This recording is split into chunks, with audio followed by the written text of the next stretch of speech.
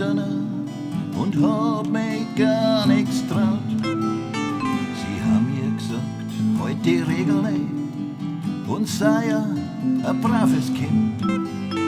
So wollte ich immer brav dann sein. Selbstständig bin ich so nicht geworden, weil ich war so viel älter damals, ich bin viel jünger.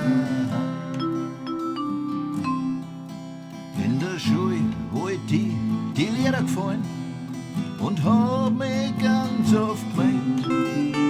Die anderen haben zu mir Streber gesagt, mir's Leben zur Hölle gemacht.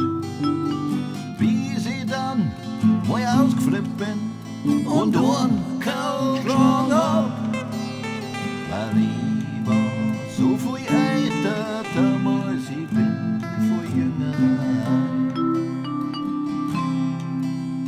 Als Freundin wollte ich dann eine Prinzessin haben, für die ich der edle Ritter bin. Ich hab dann auch welche kennengelernt, aber die haben mich nur verarscht. So bin ich dann ein bisschen zynisch geworden, ans große Glück hab ich nimmer geglaubt, weil ich war so viel älter damals, ich bin viel jünger. So bin ich dann ein bisschen älter geworden, manche Träume sind beerdigt worden.